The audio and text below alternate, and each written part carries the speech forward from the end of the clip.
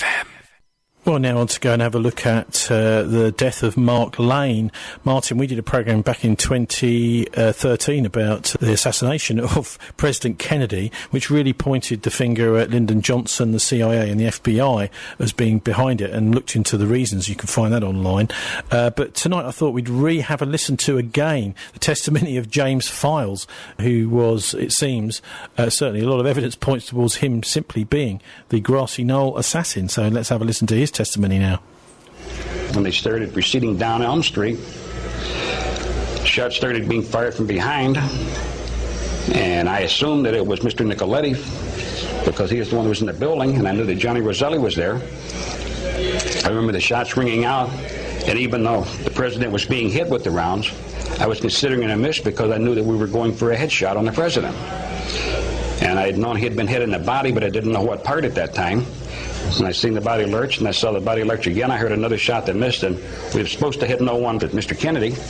And I guess Governor Cumley got hit with one of the rounds at that point, and I wasn't even sure there because I was keeping Kennedy as best I could in the scope on the fireball. And when I got to the point where I thought it would be the last field of fire, I had zeroed in to the left side of the head there that I had, because if I waited any longer, then Jacqueline Kennedy would have been in the line of fire. And I had been instructed for nothing to happen to her. At that moment, I figured this is my last chance for a shot, and he still had not been hit in the head. So as I fired that round, Mr. Nicoletti and I had fired approximately at the same time as the hit started forward, then it went backward. I would have to say that his shell struck approximately 1,000th of a second ahead of mine, maybe. That's what started pushing the head forward, which caused me to miss in the left eye, and I came in on the left side of the temple. Well, that actually was just a sound effect at the end there, but certainly the Kennedy assassination does seem as if that James Files was the guy that actually finally fired that shot, and there's a lot of evidence for that too. And one of the first people in the world that really started the true investigation into the cover-up and to find out what really happened was Mark Lane. Let's have a listen to him now being interviewed about his latest book, which is called Last Word. There was a group within the CIA, a top-secret organization, not even known to many people in the CIA. It was run by a man named Sidney Gottlieb. All of this is confirmed. Part of it is the Church Committee, United States Senate investigation, other work that's been done, and he's admitted all these things are true.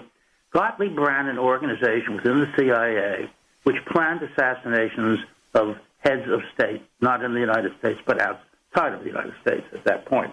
He smuggled various weapons into various countries to kill heads of state. He did that personally. It's all absolutely documented. He was such a remarkably brutal person that during the war in Vietnam, he went, at the request of his little group in the CIA, he went to Vietnam and found Vietnamese prisoners of war, that is, Vietnamese who had been captured by the Americans. Right. And had arranged to have the top of their skulls removed. Oh, my God. Electrodes put into their brains. It sounds incredible, but it's absolutely true. It was called part of the MK Ultra program of the CIA. It's all he sounds like he's worse than Joseph Mengele, one of the Nazis. And then put electrodes into their brains and put a group of them together and put knives there to see if he could control them to kill each other. Of course, it never worked. So they murdered them all and then burned their bodies. Now, this is Sidney Gottlieb's special group within the CIA. Do you know who provided all of the credentials for the Secret Service in Dealey Plaza in Dallas for Kennedy's visit there for November 22nd and 23rd?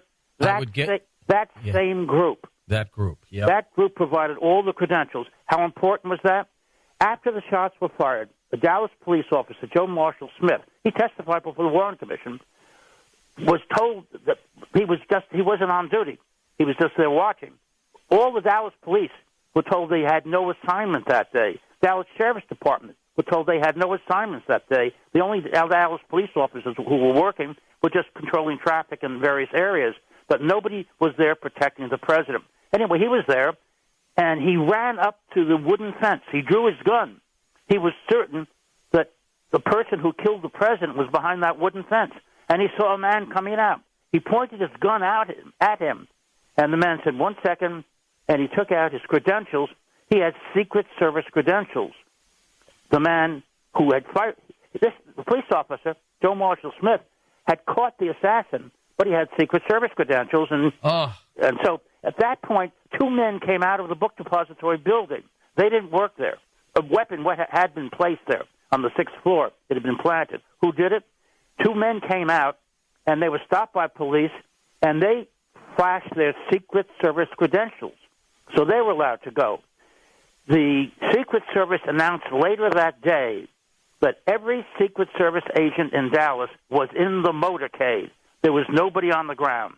So the person behind the fence, the two people come out of the book depository building after the weapon had been planted there, were all people who were not Secret Service but had been given the credentials by this special group within the CIA. All of that's absolutely documented. And what's so amazing is the Secret Service is part of the Treasury Department. Can they print documents themselves? They print all our money. Millions and millions of documents every year are printed by the Secret Service. But for that day, a special secret group involved in assassinations of heads of state printed all the credentials for the Secret Service that day. Mark, why would they want to take Kennedy out? Was he that bad to them? Was he that dangerous to them? Why wouldn't they wait? He was coming up for re-election. Yeah. Probably would have won. I think the nation loved him. But why did they have to take him out? Well, he was doing a few things they didn't like. The only war we had going at that time was Vietnam. It was the CIA's effort. The CIA played a major part in organizing and orchestrating that war, and he was ending it. He said in September of 1963 that he was withdrawing 1,000 advisors. We had 18,000 advisors there. He was withdrawing 1,000, and then in November he again withdrew another 1,000 and said by the end of next year every American would be out of there. Of course, after he was killed, we ended up with 500,000 troops. Mm-hmm. That's right. 54,000 were killed. The first American death, basically, attributed to what was taking place of those 54,000 was John Kennedy. He was removed. More than that, though, they were concerned about the fact that Kennedy knew that they had lied to him on numerous occasions, including the Bay of Pigs invasion.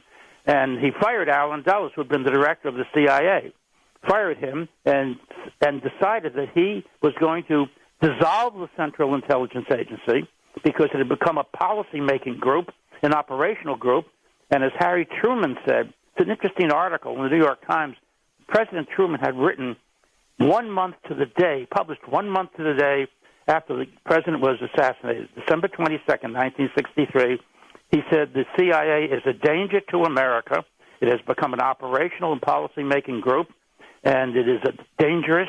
And he said, I set up the CIA, but only for the purpose of looking at intelligence information from all the agencies and bringing a report to me. That was supposed to be their job. He said they've gone far beyond that. They've undermined our democracy. They're a danger to America. That's the man who set up the CIA a month to the day after the president was killed in the New York Times. But above all, John Kennedy was going to dissolve the CIA, form a new intelligence organization with his brother Robert, who then was the Attorney General, in charge of that. He was going to resign as Attorney General and run this new intelligence organization, which was going to gather intelligence and stop operations. Mm-hmm. How far have they come since that day? The CIA has its own Air Force. When I was young, I was in the Army during World War II. I was only 18 at the end of the war. And we had the Army Air Force, the Navy Air Force. Everybody had an Air Force in the United States. And then later on, it was decided to consolidate them all into the United States Air Force. That's and right. So we had a single Air Force. Now we have another one. We have the CIA Air Force, and they brag that their drones kill more people in Afghanistan, Pakistan, etc., than does the United States Air Force. They're a rival to the United States Air Force. They've become operational completely, and they've become policy-making. It's the fourth branch of government. When you think about the greatest generation ever, the founders of this nation, the most intricate work that they did in putting together a constitution and developing three branches of the government, executive, legislative, judicial, and how they're all related to each other. They have to work cooperatively. They all work in checks and balances. I mean, one section of the House has to declare war Another one provides the funding. Two separate groups. The president has to administer the war. It was an incredible operation these guys came up with. It was world-shaking, and it still is a message and a lesson for the rest of the world. Now we have the CIA, which has become the fourth branch of government. Nobody in Congress who votes to give them a budget has the faintest idea where that money is going. They're not allowed to know.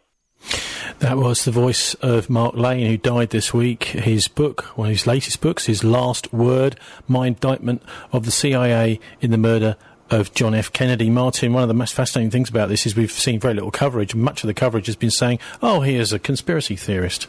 The whole term conspiracy theory was pioneered by the CIA at this time. Originally, the theories about what had happened to Kennedy were called assassination theories, but the CIA PR people got on that and said, no, we've got to call it conspiracy theory. And, of course, if you use the word conspiracy theory, that implies that whatever's being talked about is nonsense. Now, of course, in the real world, bombs go off, people are assassinated, and somebody did it, and that is a conspiracy, whoever did it. We've seen also links between the CIA, Gottlieb's little group, and the Nazis, haven't we? Yes, indeed, and I think that the intelligence services are actually above the law, and that shouldn't be the case. Kevin, you wanted to chip in very briefly there? I'll just go along with Martin that the PR effort by the CIA was against journalists looking in, they're conspiracy theorists. OK, Time to sign off for the Murdoch News at 7 now. Up lengths, it's Makawi and Kamal's Arabian Nights. You can find us online and download a podcast of this show at thisweek.org.uk. I'm on Twitter at Tony Gosling. Please do join us on the Politics Show at 5 o'clock next week, and don't let the banksters get you down. FM is an award-winning community radio station for Bristol, bringing you national news on the hour. Live from the Sky News Centre.